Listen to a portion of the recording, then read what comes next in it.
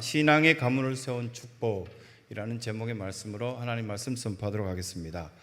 알렉산더 대왕에 대해서는 언론을 통해서 책으로 통해서 여러 면으로 우리는 조금 알고 있습니다. 참 독특하게도 19살 때 대왕이 되었습니다. 19살짜리가 무엇을 알겠나 생각했지만 19살 때부터 엄청난 일을 감당했던 것이 알렉산더였습니다.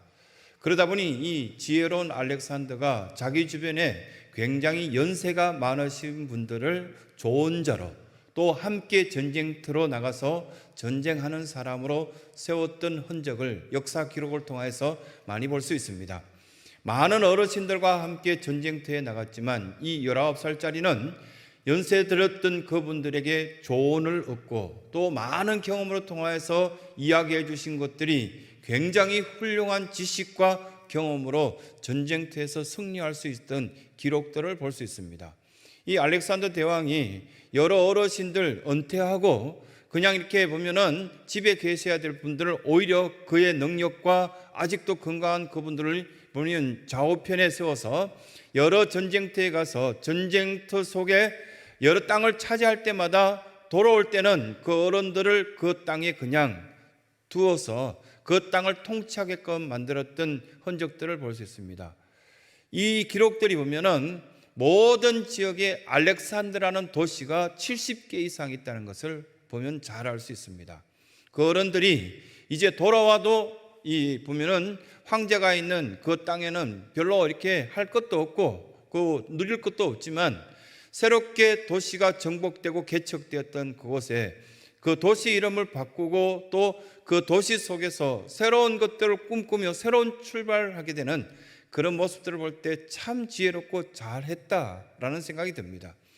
그러고 난데 그 어른들은 그곳에서 새로운 도시 속에서 황제를 끝까지 잘 섬기겠다는 충성맹세를 하고 도시 이름도 바꾸고 여러 문화도 바꾸고 했던 여러 흔적들을 볼 때 피차간에 참 지혜로운 스승의 역할을 했다라고 그렇게 평가를 지금도 하고 있습니다. 그런데 그 가운데 보면 이 알렉산더 대왕을 가르친 어떤 아주 탁월한 선생님이 계셨습니다. 그 선생님의 이름은 아리스토텔레스입니다.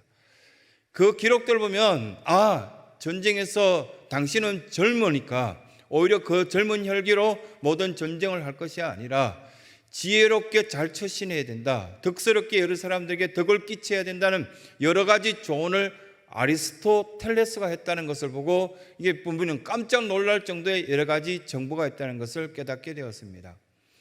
그뿐만 아니라 여러 가지 일들을 경험할 때마다 그리고 또 이 고향을 향하여서 충분히 좋은 소식을 전할 수 있을 만큼 각자의 그 어른들이 알렉산드라는 도시 개발을 할 때마다 좋은 소식을 접하여서 전해준 그 흔적들이 참 아름다웠다라고 볼 수 있는 것입니다. 포르투갈이라는 나라를 우리는 몇 번 들었을 겁니다.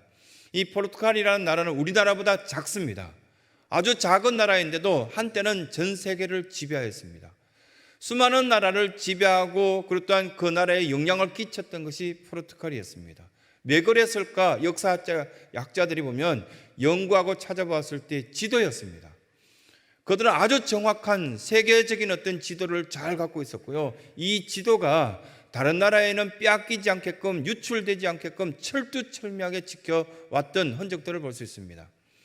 그 지도를 통하여서 아주 멀리까지 세계 정복을 떠났고 많은 나라들을 이 포르투갈은 지배국가로서의 역할을 했던 것을 볼 수 있습니다.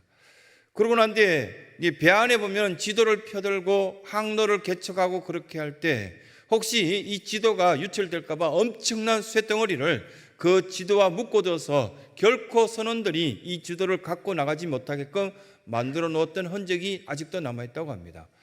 혹시나 또 보면은 그 지도를 베껴서 갖고 가는 사람이 있지 않을까 철두철미하게 단속하고 만약에 그런 일이 있다면 어떠한 사람들도 보면 그냥 두지 않고 강력한 처벌을 했던 기록들이 있다고 합니다. 자, 그러면 알렉산더 대왕이 좋은 선생님을 만났고요. 포르투갈이 전 세계적인 이름을 떨칠 수 있었던 그 흔적 가운데 지도가 있었습니다. 두 가지입니다. 우리에게는 두 가지가 꼭 필요하구나라는 어떤 지혜의 말씀을 전한 것 같습니다. 선생님 그리고 또한 갈 방향. 우리는 우리의 최고의 선생님은 예수님으로 두고 있고요, 하나님께 얻은 어떤 그 말씀이 우리에게 지도가 되는 어떤 방향을 설정하고 있습니다. 우리 자녀들에게도 넌 뭐 될래라고 묻긴 하지만 지도를 준 적도 없고요, 지도를 이렇게 가르친 그런 흔적도 없는 제 자신의 모습도 있고 우리 성도들의 모습도 있지 않을까라는 생각을 갖게 됩니다. 하나님은 우리의 참된 스승이 되시고 좋은 아버지가 되신다는 거 우리가 다 알고 있지 않습니까? 그럼에도 불구하고 이 성전 속에서 수십 년, 아니 그 수십 년 전보다 훨씬 더 오랫동안 신앙생활을 하였지만 우리가 마치 이렇게 알렉산더처럼 우리에게 교훈 주시는 그 말씀을 생명을 걸고 지키고 있는가? 첫 번째 우리가 묻고 있는 것이고요, 두 번째 우리에게는 가야 될 방향, 미래를 향하여 개척할 수 있는 지도가 있느냐, 그 지도가 정말 너에게는 성경책이냐, 이렇게 묻고 있는 것을 보게 됩니다. 빈 라덴을 구속하기 위해서, 잡기 위해서 미국이 그동안 이 빈 라덴을 이렇게 체포하기 위해서 이렇게 사용된 예산이 한화로 우리나라 돈으로 430조라고 합니다. 몇 년 전에 방송으로 나왔던 거 기억나시겠죠? 그런데 아프가니스탄 전쟁 때 전체에 이렇게 사용된 전쟁 비용이 430조거든요. 그러면 우리나라가 1년 전체 국가 예산이 430조를 넘은 지 얼마 안 됐습니다. 전 세계적으로 430조만큼 국가 예산이 이렇게 채워지고 그 예산을 사용하고 있는 나라가 이렇게 전 세계적으로 몇 개 국가 안 됩니다. 그만큼 그 전쟁 속에서 빈 라덴을 구속하고 싶어서 잡아야만 된다는 그런 어떤 사명감을 갖고 한 나라가 애썼던 흔적이 있습니다. 그러면 빈 라덴의 가족들은 어떤 마음이 있었을까? 그렇게 행복하지 않았을 겁니다. 온 세계가 자기 아빠를 잡으려고 애를 쓰고 있고, 심지어는 이렇게 보면은 저격수들이 찾아오고 애썼던 그 흔적들이 있고요. 그리고 숨어 살면서 마음 편했겠습니까? 온 가족들을 철저하게 자기 가족들을 사랑했다 할지라도 자식들이 그렇게 전 세계가 아빠를 욕하고 비방하는 것을 들으면서 행복했을까 생각할 때 그렇게 행복하지 않았을 것이다 생각되어집니다. 왜 그랬을까? 한 나라가 430조를 투자하면서 이 사람을 잡아서 어떻게 처리하려고 했던 이유는 뭐고, 또한 그 가족들은 왜 이렇게 행복하지 못한 그 길을 가야만 되었을까? 알렉산더 대왕처럼 지혜로운 선생님을 두지 못하였을 가능성도 많고요, 또 한 가지는 그들에게 갈 방향을 잃어버린, 그냥 지배하고 가지면 될 것 같다는 생각을, 잘못된 가르침 속에 잘못된 성장이 있지 않았을까라는 생각이 듭니다. 폴포트 같은 경우에는 자기 보면은 캄보디아의 백성들의 4분의 1이 다 죽더라도 자기가 원하는 권력을 유지하기 위해서 애썼던 흔적을 봅니다. 바울 선교가 이렇게 보면 1차, 2차, 3차 전도 여행이 있었는데 그 전도 여행 가운데 2차 전도 여행 때 디모데를 만나게 됩니다. 그 디모데를 만나서 자기가 믿고 의지하였던 한 분을 소개합니다. 그러고 난 뒤에 성경에는 디모데전서와 디모데후서 그렇게 길지 않는 이 성경책 속에 디모데를 소개할 때 어떻게 소개하고 있습니까? 예수 그리스도의 심장을 그에게 이식하였다라고 그렇게 소개하고 있을 정도로 자기 자식이라고 칭찬할 만큼 그렇게 자랑스러웠던 디모데를 만나게 됩니다. 굉장히 어렸지만 어리고 이렇게 보면 다른 사람들 보기에는 좀 부족해 보였지만 에베소 교회의 핵심적인 그 교회를 목회할 정도로 부탁했던 디모데를 만나게 된 그런 흔적이 성경에 나와 있습니다. 이 말씀 가운데 우리에게 교훈하십니다. 신앙의 가문을 세운 모든 사람들에게는 하나님께서 허락하신 축복이 있다는 말씀을 우리에게 전하고 있습니다. 그 첫 번째가 감사가 넘치는 그런 모습들이 신앙의 가문 속에는 있더라는 겁니다. 우리 주변을 돌아봅시다. 우리 주변에 돌아보면 철두철미하게 예수 그리스도를 사랑하고 신앙의 가문의 흐름 속에 생활하고 있는 그 가정 속에서는 감사가 넘치는 그런 특징적인 어떤 모습을 보게 됩니다. 별것 아닌 것 속에서도 엄마 감사해, 여보 아주 맛있는 음식을 만들어줘서 고마워, 감사해, 이런 어떤 감사가 넘치고 있지 않을까라는 생각이 듭니다. 예배 가운데 전화기는 좀 꺼두시거나 보면 진동을 해주시는 거 좋을 것 같아요. 그리고 이렇게 이 말씀 속에 보면은 바울이 디모데를 바라볼 때 이렇게 감사가 넘칠 만한 일들이 있을까 들어보는데 우리가 성경책을 오늘은 펴들고 함께 성경 속으로 들어갔으면 좋겠습니다. 3절 말씀에 시작을 할 때 어떻게 시작합니까? 내가 밤낮 간구하는 가운데 쉬지 않고 너를 생각하되. 밤낮 간구하는 것, 디모데를 봤을 때 나를 위해서 밤낮 기도하는 그것을 볼 때 나는 감사하지 않을 수 없다라는 표현이 있지 않습니까? 4절에는 내 눈물로 생각하며 그는 나를 떠나보냈어도 울면서 떠나보냈습니다.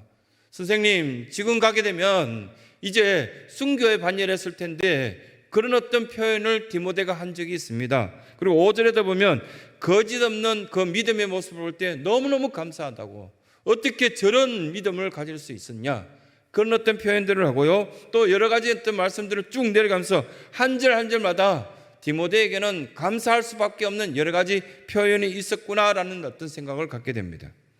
기쁨의 표현이라고 할 수 있는데요. 어떤 사람을 만나면 기쁩니까? 이렇게 변질되지 않는 사람. 또 말을 한마디 해도 아주 마음 편하게 해주는 사람들 보면 여러분들이 마음이 기쁘고 감사의 표현들이 나오지 않습니까? 3절, 4절, 5절에 매 순간마다 디모데를 봐서는 이 감사의 표현을 하지 않고는 견딜 수 없을 만큼 참 매력적이다는 것을 여기 말씀 가운데 교훈하십니다. 그 디모데는 많이 어리고 참 보잘것없는 어떤 인간적인 눈으로 봤을 때는 그런 사람이었지만 참 매력적이다. 왜냐하면 그의 믿음의 순수성이 거짓 없는 믿음으로 표현되어지는 것을 볼 때 참 감사하다, 그런 표현들을 하고 있습니다. 믿는다는 것이 무엇일까요? 이 믿음은 하나님의 은혜가 우리 속에 있다는 것을 고백하는 것이고, 우리가 믿는다는 것은 신뢰할 수 있을 만한 어떤 대상이 되었다는 거 아닙니까? 그런데 신뢰할 수 있을 만한 대상이 될 만큼 우리가 성장할 수 있는가? 참 어렵습니다. 예수 그리스도의 향기가 나타나야 되고, 여러 사람들에게 보면 그런 어떤 변질되지 않는 말과 행동 속에서 하나님 은혜가 흐르고 있구나, 이것들로 통하여서 저 사람은 참 믿는 사람이야, 그렇게 말하는 거 아니겠습니까? 그 이야기를 지금 이 말씀 가운데 하시면서 우리에게 이러한 어떤 감사의 모습들이 드러나는 것이 신앙의 가문 속에 나타나는 축복 중에 하나가 아니냐, 그런 말씀을 우리에게 해주시는 것입니다. 영국 처칠 수상이 굉장히 유명해지고 인기가 있었을 때 언론에서 취재를 하였습니다. 과연 이 처칠을 누가 가르쳤기에 이렇게 참 지혜롭게 많은 사람들을 가슴 시원하게 만드는 지도자가 되었을까? 유치원 때 선생님, 그리고 초등학교 때 선생님, 중고등학교 때 선생님, 대학교 시절의 선생님을 다 조사해서 그 이름을 작성하고 있었습니다. 그런데 처칠이 그 기자에게 연락을 했다 그러죠. 그 기자에게 연락해서 명단을 잘 작성해 주셔서 고맙습니다. 하지만 한 명이 빠졌습니다. 그 한 명이 누구냐? 우리 어머니입니다. 어머니 이름을 왜 뺐냐고. 태어나자마자 지금까지 나에게 지혜를 가르치고 가장 핵심적인 삶이 무엇인지 가르쳐줬던 최고의 선생님은 어머니였다라고 처칠은 그렇게 이야기해 줬다고 합니다. 신앙 가문 속에 엄마의 가르침, 아버지의 기도, 이것들은 철두철미하게 우리에게 축복이라는 사실을 말씀 가운데 가르쳐주고 있습니다. 감사가 넘쳐나는 가문, 그 가문 속에는 예수 그리스도의 정신이 있고요, 예수 그리스도의 그 마음들이 담겨져 있다면 축복이라는 사실을 첫 번째 우리에게 교훈으로 가르쳐주고 있습니다. 두 번째는 믿음의 가문은 생각나게 하는 사람이 됩니다. 어떤 사람이 생각납니까? 신앙생활 하다 보면 생각나게 하는 사람들이 많이 있는데 6절 말씀에 보면 끝부분에 너로 생각하게 하노니 이렇게 표현하고 있는데, 펼쳐둔 성경책을 한 절씩 계속 보시기 바랍니다. 그러면 모든 절수 가운데 생각하게 한다는 단어가 들어있다는 것을 깨닫게 됩니다. 3절에 보면 밤낮 간구하는 가운데 쉬지 않고 너를 생각하여, 쉬지 않고 너를 생각할 만큼 계속적으로 생각나는 것이 디모데 너다고. 근데 디모데는 바울 선생님을 매일같이 새벽에 기도할 때도 생각나고, 낮에도 보면은 뭘 맛있는 거 먹다가도 사도 바울 선생님은 지금 고난을 받고 옥에 같이 있을 텐데 힘들 텐데 그걸 생각나게끔 했다는 겁니다. 4절에 보면 내 눈물을 생각하여, 이 눈물이라는 것이 그냥 보면은 애정 없는 어떤 눈물을 흘린다는 것은 쉽지 않은 것인데, 너무 애정의 깊이가 깊고 넓기 때문에 바울이 디모데를 봤어도 생각날 만큼 눈물을 흘릴 수 있었고요, 디모데가 바울을 생각할 때 눈물을 흘리며 떠나보냈고, 지금 정도 엄청난 고난을 당하고 계실 텐데 눈물을 흘리는 그 관계였다는 것을 볼 수 있습니다. 굉장히 매력적인 어떤 피차간에 생각하는 장면이 나와 있습니다. 그리고 5절에도 보면 거짓 없는 믿음이 있음을 내가 생각하고 있다고. 모든 절수마다 이 생각에 대한 이야기를 왜 했을까?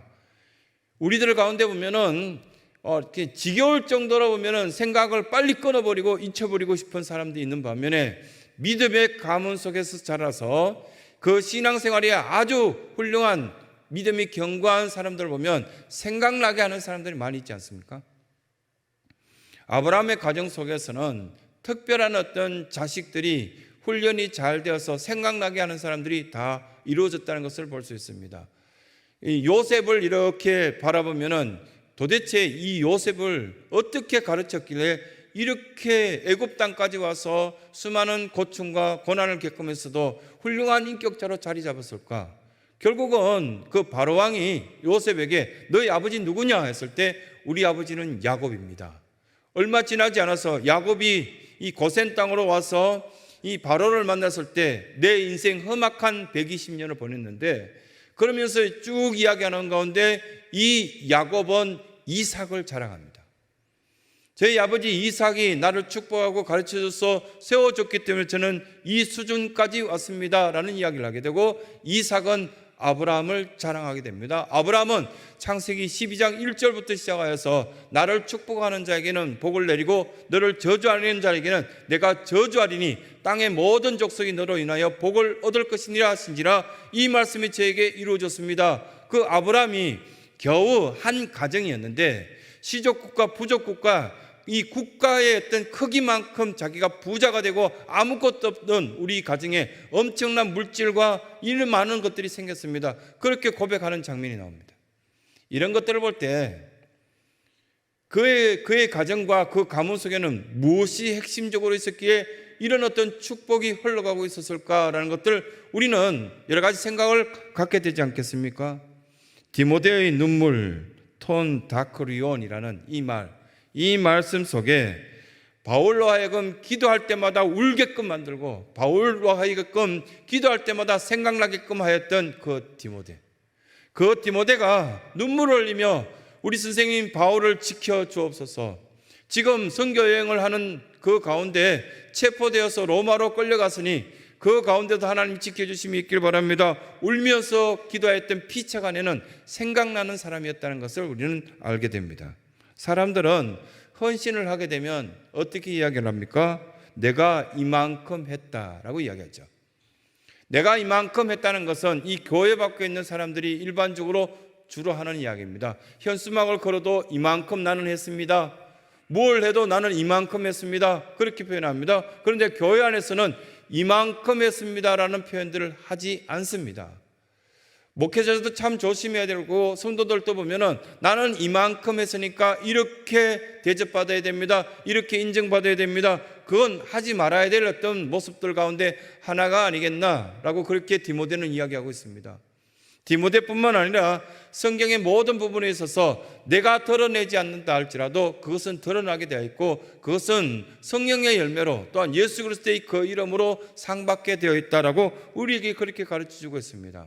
이것이 바로 눈물의 기도, 사랑의 수고, 또한 수많은 사람들 앞에 헌신한 여러분들의 모습으로 열매 맺지 않을까라는 말씀들을 우리에게 가르쳐주고 있습니다. 디모데 한 사람이 그 가문 전체를 드러나게 만들었습니다. 성경에 보면 그 외할머니 누구누구, 어머니 누구누구, 이로 통하여서 이 디모데라는 인격체가 생기게 되었습니다. 이것이 바로 우리에게는 축복이라는 사실을 말씀 가운데 가르쳐주고 있습니다. 헨리 포드라는 사람, 포드 자동차를 만든 아주 어떻게 훌륭한 신앙인입니다.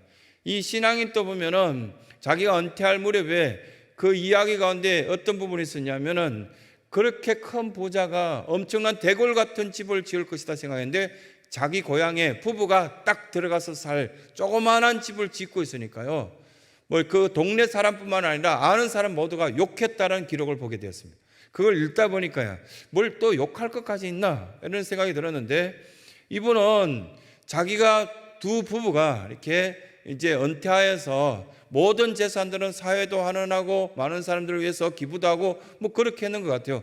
그러면서 조그만한 집을 지으니까 많은 사람들이 비방하고 욕하고 그러니까 언론에 나와서 이렇게 표현했습니다. 이렇게 가정은 건축물이 아닙니다. 이 가정 안에 예수 그리스도의 사랑이 있느냐 없느냐가 문제지 집의 크기가 문제가 전혀 아니라고 헨리 포드가 이야기하면서 마을 주민들에게 집 이 안에 조그만한 집을 지었다 할지라도 그 속에 예수 그리스도의 사랑이 있다면 엄청난 집이라고, 엄청난 가정이 될 수 있다라는 이야기를 많은 주민들과 이웃들에게 했다라는 기록이 있었습니다. 우리들은 외형상 좀 커 보이려고 또 그리고 힘이 세 보이는 것처럼 그렇게 하려고 애를 씁니다. 그런 어떤 가문을 키우려고 하는데 헨리 포드 같이 사도 바울처럼 디모데처럼 여러분들처럼 우리가 소망하고 기대하는 것은 무엇인가 하면 믿음의 가문은 반드시 생각나는 사람, 그 생각 속에 예수 그리스도를 진정으로 사랑했던 우리 권사님, 우리 집사님, 우리 성도들의 삶이었다라고 그렇게 일컬음 받아야 되는 것을 두 번째 우리에게 교훈하시는 것입니다. 세 번째 이렇게 말씀합니다. 이 가문이 하나님 앞에 세워졌다면 반드시 8절의 끝부분에 가면은 하나님의 능력을 따라 복음과 함께 고난을 받으라. 부끄러워하지 말고 복음을 갖고 있다는 것을 창피하고 생각하지 말고 누군가 우리를 향하여서 저 사람 교회 다니는 사람 아니냐 그럴 때 그래 교회 다닌다고 나는 예수 믿는 것이 굉장히 자랑스럽다고 복음을 부끄러워하지 않고 그 복음의 능력 따라서 고난 또 다가오게 된다면 그 고난을 감내하면서 사는 것이 바로 성도의 아름다운 삶이 아니겠나 그렇게 우리에게 말씀하신 것을 보게 됩니다. 최근에 타임지에서 이런 이야기를 했던 거 여러분 보신 분이 있을 겁니다. 그 타임지에서 어떤 이야기를 했냐면 치과에 대해서 이야기를 하더라고요. 이 치아, 대체로 보면 현대인들이 치아가 좋지 않은 사람들이 너무 많고요. 치과 치료를 받으러 가보니까요, 그게 치료받을 때 지옥을 경험하지 않습니까? 너무 아프고 괴롭고 엄청난 또 물질적인 어떤 감내도 이렇게 해야 되고요. 그런 부분이 있는데 이 타임지에서 모태똥 이야기를 제일 처음 했습니다. 모태똥은 평생 동안 이렇게 칫솔질을 하지 않았다고, 치아 관리를 하지 않았다고. 그분은 뭐라고 이렇게 생각했냐면은 동물들을 바라보면은 그 어떤 동물들도 칫솔질을 하지 않는다고요. 그럼에도 불구하고 평생 그 치아를 갖고 사는 것이 동물들이지 않냐. 그래서 나는 이렇게 칫솔질을 하지 않겠다. 뭐 그렇게 이야기했답니다. 그 이야기 딱 듣자마자 엄청난 냄새가 다가오는 것 같았습니다. 입냄새가 가장 좁으면 취하거든요. 근데 그와 같이 이 타임지에서 이걸 연구한 사람들은 이렇게 보면은 유전적으로 이미 치아가 약한 사람들은 아무리 칫솔질을 하고 치아를 관리해도 이가 썩게 돼 있다. 그런 이야기를 이렇게 주 논점으로 쭉 전개를 했습니다. 이 이야기를 쭉 읽어가면서 어떤 생각을 했냐면 부모님의 신앙이 우리에게 흘러오면요, 대체로 어려움이 있고 힘든 문제가 생기면 예수님을 찾습니다. 훌륭한 믿음의 가문, 신앙의 가문 속에서는 축복이 흘러갈 수밖에 없는 것이 가장 심각할 때도 예수님을 찾고 가장 기쁠 때도 예수님을 찾고 예수님을 기준으로 생활하는 이 가문의 전통이 흘러오기 때문에 마치 치아 관리를 하지 않아도 부모가 굉장히 치아가 튼튼하면 그대로 튼튼할 것이고 부모가 약하다면 나도 약해질 것을 미리 짐작하라고 가르쳐주는 것과 똑같다는 것입니다. 그러면 설교 서두에 제가 여러분들에게 말씀드린 것 기억했으면 좋겠습니다. 알렉산더 대왕이 그가 19살임에도 불구하고 세계를 정복할 수 있던 일체의 비결 중에 첫 번째 비결은 자기 주변에 좋은 자들, 좋은 이야기를 해주고 지혜로운 이야기를 해주는 수많은 경험을 가진 어른들을 세웠습니다. 그 어른들과 함께 개척에 나갈 때마다 승리의 삶들을 살았던 것을 우리는 기억할 수밖에 없습니다. 그리고 유전적으로 보면 거부하고 말 듣지 않고요, 반항하고 이런 것들이 우리 속에 있다면 예수 그리스도로 거듭나야 됩니다. 예수 그리스도로 거듭나게 되면 우리에게 새로운 어떤 지도를 바라볼 수 있는 시각을 갖게 됩니다. 우리는 성경대로 살아갑니다. 세상의 방법이 알려주는 그 방법대로 살아가는 것이 아니라 우리의 지도책은 성경책입니다. 이 성경책은 교훈과 책망과 바르게 함과 의로 교육하기에 유익합니다. 그 유익한 성경의 방법대로 사는 것이 실수를 줄이고 복되게 살아갈 수 있는 일체의 비결이다, 그렇게 가르치고 있습니다. 디모데가 목회를 한참 할 때 네로 황제가 막 보면은 힘을 발휘하고 크리스찬들을, 예수 믿는 사람들을, 수많은 사람들을 희생시켰던 그 시대입니다. 그런데 디모데가 이 신앙을 지키기 위해서, 목회를 잘 감당하기 위해서 엄청난 어떤 고난을 당할 때, 그때 당시에 바울은 걱정하여서 젊은 목회자가 잘 견뎌냈으면 좋겠다, 그 편지글을 보냈고요. 디모데 또한 바울을 향하여서 우리가 같이 이 복음에 대한 어떤 부분들을 부끄러워하지 않고 이겨냈으면 좋겠다라는 피차 간에 공유했던 말씀들을 바로 보게 됩니다. 참 쓸쓸하고 외로운 신앙의 영적 싸움들이 여러분들 가운데 많이 있다는 것 저도 알고 있습니다. 신앙생활을 하려고 하니까요, 회식 자리도 두렵고요, 사람 만나는 것도 두렵고요, 물질 사용하는 것도 걱정되는 것들 많이 있습니다. 먹지 말아야 될 것, 피해야 될 것, 수많은 것들이 있습니다. 이 사람 피하고 저 사람 피하다 보면 얼마나 힘들고 어려운지 잘 알고 있습니다. 그렇지만 우리에게 이렇게 쓸쓸할 때마다, 어려울 때마다, 그리고 또 많은 사람들과 함께 여러 가지 일들을 경험할 때마다 우리들이 철두철미하게 훈련되어지고 세워져야 될 것 중에 무엇이 있느냐면 신앙의 가문입니다. 목회자로서 자식을 이렇게 바라보면 혹시나 믿음 있는 사람을 이렇게 데리고 와서 이야기하면 어떻게 할까? 엄청나게 고민스럽죠. 혹시나 자녀가 다른 것 실패하고 넘어지고 그런다 할지라도 신앙이 옅어지거나 신앙이 잘못되면 어떻게 할까? 만약에 이것이 이 순간 끊어지게 된다면 이 모든 것 다 잃어버린 겁니다. 이제까지 열심히 노력하고 애쓰고 봉사하고 이렇게 즐겁게 뭘 한다 할지라도 만약에 신앙의 대가 끊어진다면 그 모든 것 다 끝입니다. 아무 소용없습니다. 수많은 중직자들을 세워왔고 교회가 50몇 년째 흘러오면서 우리가 지금 사모하고 기대하면서 반드시 목숨 걸고 지켜야 될 것이 무엇인가? 신앙의 가문을 세우는 것. 이것이 우리에게는 축복이다. 이것 버리면 안 된다. 이건 놓치면 안 된다. 이건 결코 퇴보하거나 양보해서는 안 된다는 말씀을 우리에게 하시는 것을 보게 됩니다. 잘 살 수 있는 비결이 뭘까? 이미 경험하였던 50년 이상의 어떤 이 교회 속에 어른들이 경험하였던 일체 최고의 비결은 예수님 잘 믿는 것, 하나님의 뜻대로 살아야 되는 것. 이 참 보면은 예배 도중에 찬양대에서도 나가야 되고 이건 좀 예의가 아닌 것 같아요. 좀 마음 많이 아프네요. 이 보면은 우리에게 이렇게 잘 살아야 되는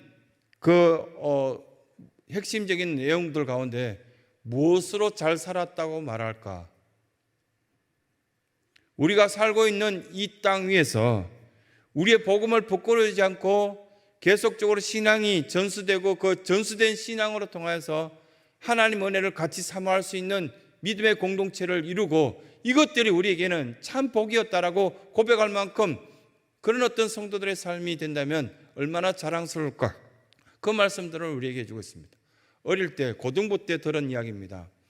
정확히 다 기억나진 않지만 그날 저에게 이렇게 들려준 이때 당시였습니다. 한 40년 전에 고등부 예배 시간에 설교자가 저에게 스미스라는 가정과 그리고 조나단이라는 가정이 있었는데 그들은 둘이 한 청년이 한 교회에 있었는데 둘이가 어느 날 예배를 마치고 나가면서 이 스미스라는 사람은 교회도 재미없고 그냥 나는 세상으로 갈래. 그리고 세상으로 갔다. 그리고 조나단이라는 그 친구는 오히려 더 예수님께 열심히 기도하고 지금은 내가 보잘것없지만 예수님의 은혜 속에 살아야 되겠다. 그런 결정을 했다는 거예요. 그 이후에 스미스라는 가정에서 나타난 현상과 조나단이라는 가정에서 나타난 현상을 언론에서 취재해서 몇십 년 뒤에 그것들을 공개하였는데 엄청난 차이로 나타났다. 그 말씀들을 해주는 것을 보게 됩니다. 스미스라는 그 가정 속에 사형수가 109명 나왔고요. 그의 후손들이 3분의 1은 정신병자로 나타났고 그리고 여러 사람들에게 혐오감을 주고 뭐 도둑질하고 그렇다는 여러 가지 나쁜 행동을 하는 사람들이 대부분의 그 가족들이 되었다.